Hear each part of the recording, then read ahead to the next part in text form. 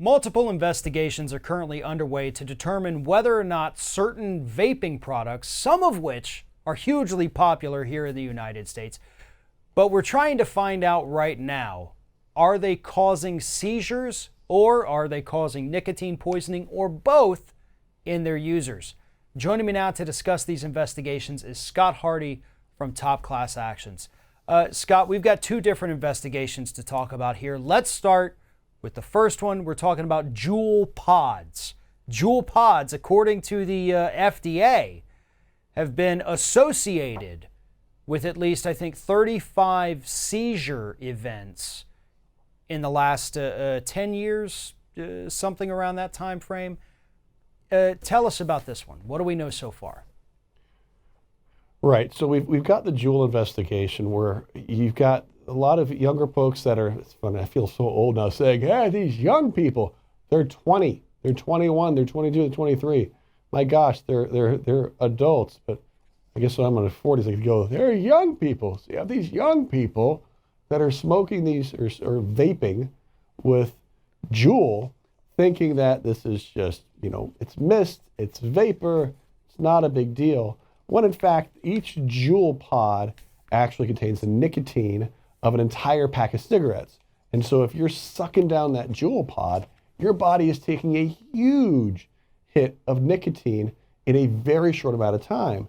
And that's what the FDA is really concerned about here, is that you've got people and teenagers that are now vaping, thinking that they've just got this great fruity gumdrop that they're sucking into their lungs and that it's not causing a problem. When in fact, as you said, the FDA has now connected this to seizures, death, and other problems because of a nicotine overdose. And I'm not making these things up. This is absolutely true, because if you force yourself to suck down a pack of cigarettes, you will be coughing, you will be struggling, you will have your body will say, no, I can't handle the smoke, and therefore you won't get that nicotine overdose. But if you're vaping, it's a lot easier just to continue puffing away and getting all of that nicotine in your system without the negative impact of your body trying to cough and cough and cough. And that's how you can have these problems with a seizure that's directly contributed and affected by smoking or vaping. Sorry, I keep saying smoking, vaping these Juul pods. And a friend of mine, sorry, go right ahead. Well, I was going to say, you hit on a point there I want to elaborate a little bit more, is the fact that cigarettes essentially have a way of letting you know that they're destroying your body. You get the burning in your throat, the burning in your mouth. If you want to sit there and smoke, 4 or 5 back to back to back, you start to feel it. It's uncomfortable, it's unpleasant, and it prevents you from being able to overdose because you're not going to overlook that. You'd be like, I can't do this anymore. It hurts. It physically hurts. A lot of these vapes, they don't produce any of those results. There is no burning. There is no coughing. There's no dryness that happens in your mouth. I've done both. Trust me, I know. And so, wow, this is super. It's like breathing in air. It's perfectly wonderful and great. But you're sucking in so much nicotine and your body's not letting you know immediately that, hey, bad things are happening inside of me. Can you please knock it off? You get that with cigarettes. They tell you right away that bad things are happening in your body. We can't keep doing this. The vapes don't. And that's where a lot of these problems come from. That's why we have these overdoses, because your body's not immediately letting you know something's wrong. Exactly. I mean, because a lot of friends that used to be cigarette smokers, now they're vaping. And some folks have found that they're actually vaping more because they think it's a much healthier option. And it is healthier than smoking cigarettes, but it is not healthy. That's the thing, is that the Juul pods, if you're vaping and you've got your vape juice, this stuff is not just water. There are chemicals in there, there are carcinogens in there, which is bad for you. And I remember as a kid, and I think probably freshman year of high school, sitting at the bus stop and smoking a clove cigarette with a friend that's smoking. I'm like, ooh, and I've got asthma, so it's especially stupid. But I'm sitting there puffing on this little clove, and it's so sweet and tasting so good on my lips, and I'm going, wow, this is great.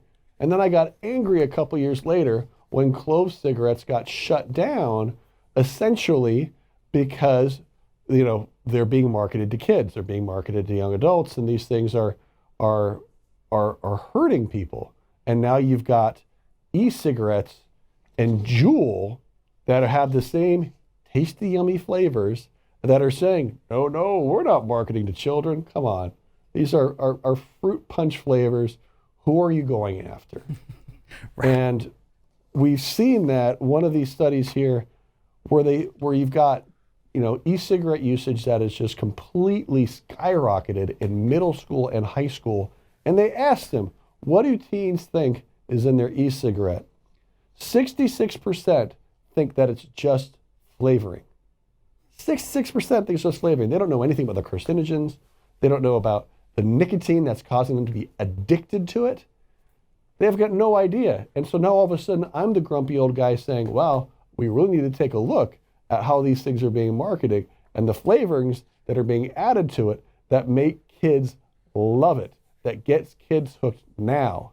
And Juul specifically, as you and I have discussed, is now owned 30% by Big Tobacco. So they're in the vape industry now. Big Tobacco is here to stay, and they don't want to leave. And they're introducing legislation across the country, state by state by state, to try to have the states regulate it in a way that allows them to control it. It's their lobbyists that are putting in this vape legislation because they're trying to do a good deed, because they don't want the federal government to shut it all down and say, you can't go ahead and have cotton candy as a flavor that my 10-year-old would like to try. Well, the other part of this, the other investigation, I should say, is the nicotine poisoning, which relates to what we were just talking about with the seizures that the FDA has said, look, there is a relationship here. We have to figure it out a little more before we say there's causation. But the FDA in the seizure issue did say there's a relationship. We're still working on it. But right now we also have the other one that's a lot easier to figure out, and that is nicotine poisoning, which, as we pointed out, has a lot to do with the fact that, one, people don't know what's in these things. There are no long-term studies because they have not been available long-term. And I say it like that because I get furious with the people insisting that this stuff is perfectly safe. We don't know yet. We know there's carcinogens in it. But nonetheless, I'm getting off track. The nicotine levels are absolutely astounding in these things. Your body consumes more of it, so suddenly has to process this nicotine in a way that in many users, especially first-time users, your body's never had to process nicotine. Your body's never had that amount of stimulants go inside of it at once. And suddenly, your body starts acting weird, acting funny. You go into full-blown nicotine poisoning, and that's this other investigation. Quickly, lay this one out for us.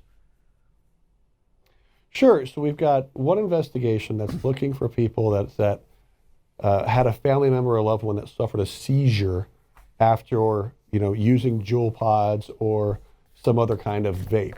Specifically, we call out Juul pods in this investigation because that's what the vast majority of people are using out there, especially young adults. The other investigation is really focused on addiction, and we want to be talking to people if your kids became addicted by using Juul or other vape products, because we see that huge spike in middle school and high school use of vape products where these kids don't know what they are and what's in them. And they just think they're just vaping and they're having fun and they're getting a little buzz, not knowing that nicotine is putting a hook in them and in their brain that they're going to keep using it. So the first investigation is if you vaped, suffered a seizure. Second investigation is if your kids or you started vaping and got addicted to nicotine, then they want to talk to you about it. And one of the things that people need to understand too, with the increase in the number of children getting hooked on nicotine, when you get hooked on it, basically anytime before the age of 25, it actually alters your brain structure. It alters your brain chemistry, forcing you to basically become more addicted than someone who started after the brain had completely finished developing. So there is a greater risk.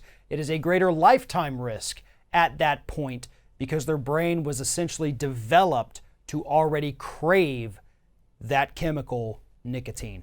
For more information on either of these investigations, follow the links in the description of this video. Go to topclassactions.com.